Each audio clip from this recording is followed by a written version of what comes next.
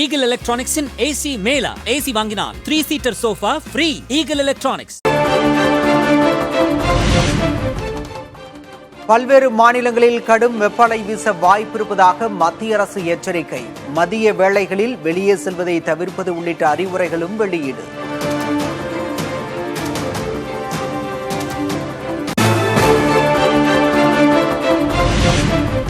தமிழ்நாட்டில் நேற்று 11 இடங்களில் வெயில் சதமடித்தது. அதிகபட்சமாக வேலூரில் 104.4 டிகிரி ஃபாரன்ஹீட் வெப்பம் பதிவு.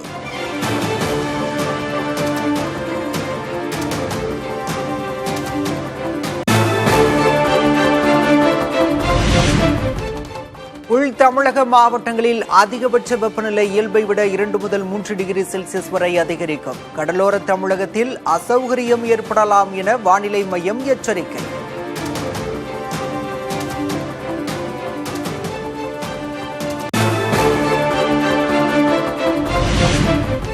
சென்னையின் முக்கிய நீர் ஆதாரமான புழல் ஏரியின் நீர்மட்டம் மெல்ல மெல்ல சரிவு. நீர்வரத்து இல்லாததால் கோடையில் தண்ணீர் பற்றாக்குறை ஏற்படும் அபாயம்.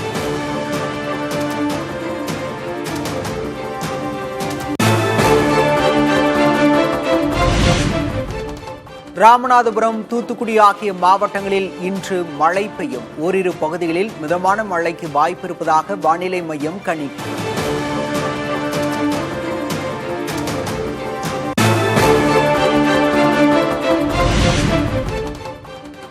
கூட்ட நெரிசலை கருத்தில் கொண்டு இன்று சிறப்பு ரயில் இயக்கம். திருச்சி தாம்பரம் இடையே இரவு 10:45 மணிக்கு புறப்படுகிறது.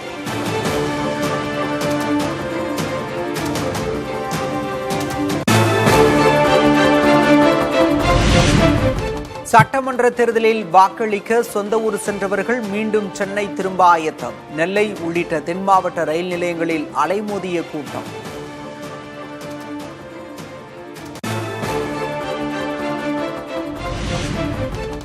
தமிழக சட்டமன்ற தேர்தலில் வெற்றி வாய்ப்பு எப்படி உள்ளது? மதுரை விமான நிலையத்தில் செய்தியாளர்கள் எழுப்பிய கேள்விக்கு முதல்வர் ஸ்டாலின் பதில்.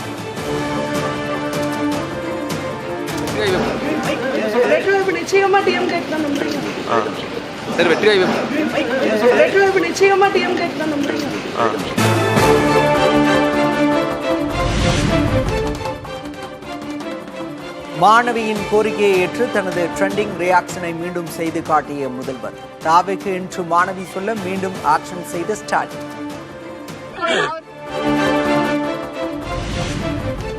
வாக்கு எண்ணிக்கை முடியும் வரை மிகுந்த விழிப்புடனும் கவனத்துடனும் அயராது பணியாற்ற வேண்டும். கட்சியினருக்கு அதிமுக பொதுச் செயலர் எடப்பாடி கே பழனிசாமி அறிவுறுத்தல்.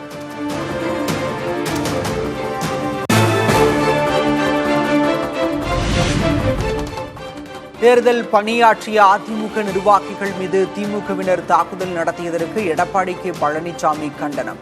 விரக்தியின் விளிம்பில் உள்ள திமுகவினர் செய்யும் அடாவடி செயல்கள் வன்மையாக கண்டிக்கத்தக்கது என அறிக்கை.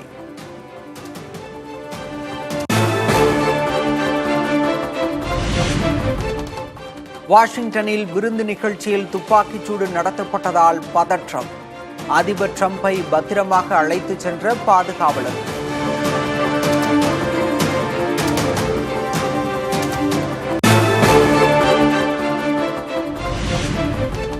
பாகிஸ்தான் பிரதமர் ஷாபாஸ் ஷெரீப்புடன் ஈரான் வெளியுறவுத்துறை அமைச்சர் அப்பாஸ் அராக்சி சந்திப்பு. அமெரிக்காவுடன் 2ஆம் கட்ட பேச்சுவார்த்தை குறித்து இரு நாட்டு தலைவர்களும் முக்கிய ஆலோசனை.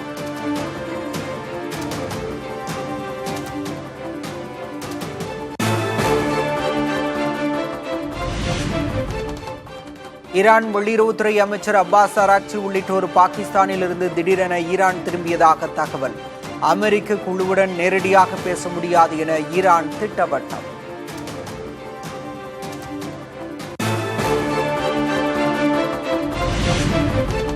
இஸ்லாமாபாத் நகருக்கு அமெரிக்க தூதர்கள் மேற்கொள்ளவிருந்த பயணத்தை அதிரடியாக ரத்து செய்த அதிபர் டிரம்ப்.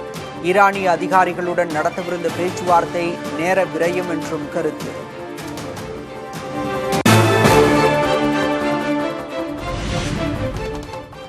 மணிப்பூரில் போராட்டத்தின் போது மீண்டும் வெடித்த வன்முறை. போராட்டக்காரர்களை கண்ணீர் புகை குண்டு வீசி காவல்துறையினர் கலைத்ததால் பதற்றம். பாஜக ஆட்சி அமைந்ததும் மேற்கு வங்கத்தில் பொது சிவில் சட்டம் அமல்படுத்தப்படும். பெண்களின் பாதுகாப்பு, சட்டம் ஒழுங்கு பாதுகாப்பில் கவனம் செலுத்தப்படும் என அமித்ஷா வாக்குறுதி.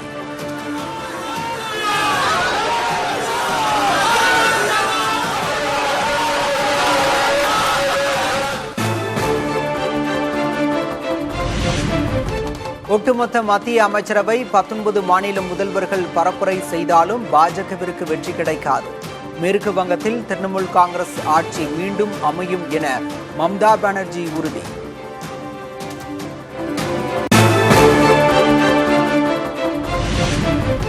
பிரதமர் மோடியும் மம்தா பானர்ஜியும் தொழில் அதிபர்களுக்காக மட்டுமே ஆட்சி செய்கின்றனர்.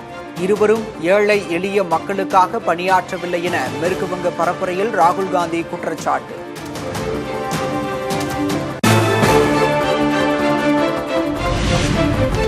RSS அமைப்பு மீது காங்கிரஸ் தலைவர் ராகுல் காந்தி கடும் விமர்சனம். உள்நாட்டில் போலி தேசியவாதம், வெளிநாடுகளில் முழுமையான அடிமைத்தனத்தை காட்டுவதாக சாடல்.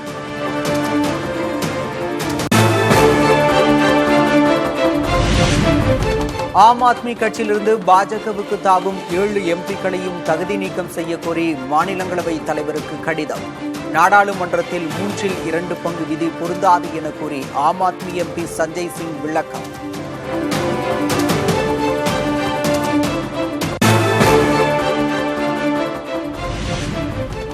புதிய கட்சியை தொடங்கினார் தெலுங்கானா முன்னாள் முதல்வர் சந்திரசேகராவின் மகள் கவிதா.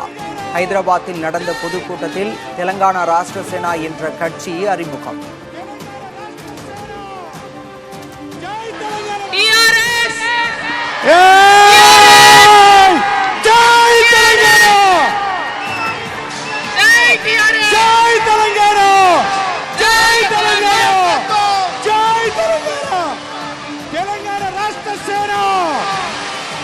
తెలంగాణ రాష్ట్ర సేన జై తెలంగాణ రాష్ట్ర సేన జై తెలంగాణ రాష్ట్ర సేన. சகோதரர் KT ராமராவ் ஆதரவாளர்களுக்கு சவால் விடுக்கும் வகையில் தனி கட்சி தொடங்கிய கவிதா. தந்தை சந்திரசேகராவின் கட்சி BRS ஆக மாறிய நிலையில் TRS பெயரிலேயே புதிய கட்சி.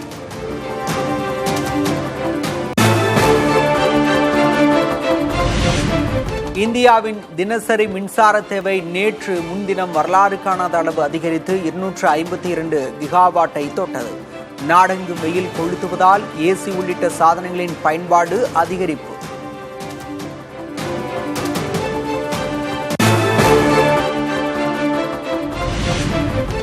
லெபனான் எல்லையில் மீண்டும் படைகளை குவித்து வரும் இஸ்ரேல் ராணுவம்.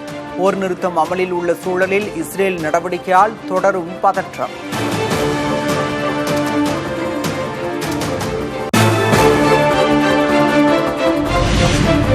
இஸ்ரேலுடனான போர் சூழலுக்கு மத்தியில் பாலஸ்தீனத்தில் நடந்த உள்ளாட்சி தேர்தல். 20 ஆண்டுகளுக்கு பிறகு காசா மேற்கு கரை பகுதி மக்களும் வாக்களிக்க ஏற்பாடு.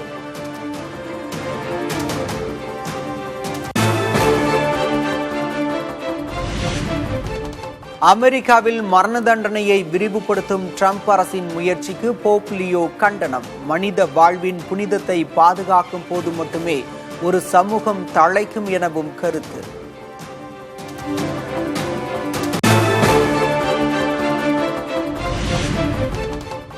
IPL கிரிக்கெட் வரலாற்றில் அதிக ரன்களை சேஸ் செய்து சாதனை படைத்தது பஞ்சாப்.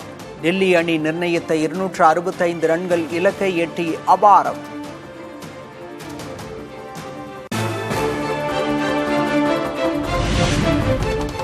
IPL தொடரில் ஒரே போட்டியில் பல சாதனைகளை படைத்தார் KL ராகுல். ஒரே போட்டியில் அதிக ரன்களை எடுத்த முதல் இந்திய வீரர் என்ற பெருமையையும் பெற்றார்.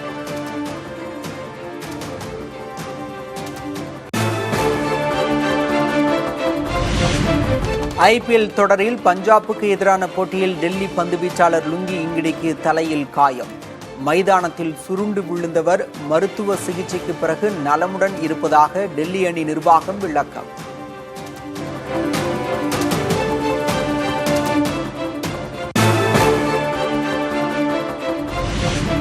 IPL கிரிக்கெட் லீக் போட்டியில் டெல்லி அணியை 6 விக்கெட் வித்தியாசத்தில் வீழ்த்தியது பஞ்சாப்.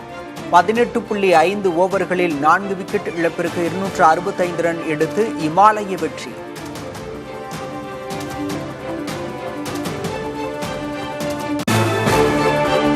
வாட்ஸ்அப்புக்கு போட்டியாக புதிய செயலியை அறிமுகம் செய்தது எக்ஸ் நிறுவனம். எக்ஸ் சாட் செயலிக்கு உலகம் முழுவதும் உள்ள பயனர்கள் மிகுந்த வரவேற்பு.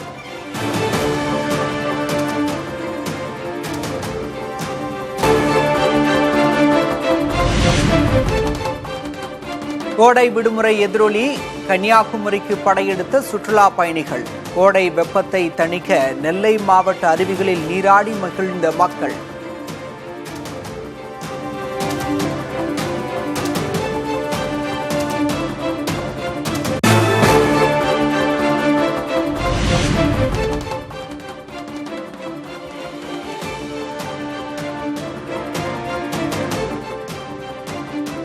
கோடை விடுமுறையை முன்னிட்டு சுற்றுலா தலங்களில் குவிந்த பொதுமக்கள். உதகை, கொடைக்கானலில் இதமான காலநிலையில் படகு, குதிரை சவாரி செய்து உற்சாகம்.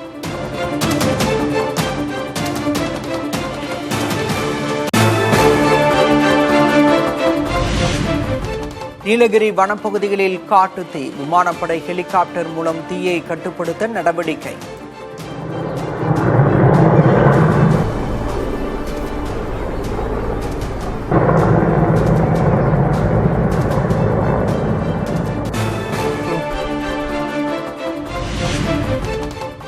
திருவண்ணாமலை கோயிலில் வித்தியாசமான முறையில் வழிபாடு நடத்திய ஆந்திர பக்தர்கள். சொந்தமாக வீடு கட்ட வேண்டி செங்கல்களை அடுக்கி வைத்து வழிபட்ட வினோதம்.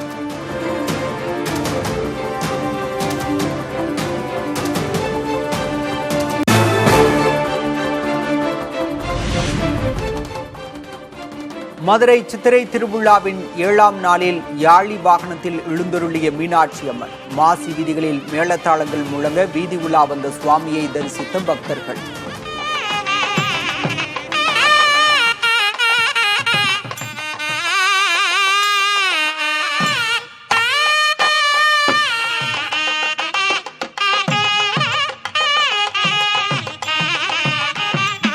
ஈகிள் எலக்ட்ரானிக்ஸின் AC மேலா. AC வாங்கினால் 3 சீட்டர் சோஃபா ஃப்ரீ.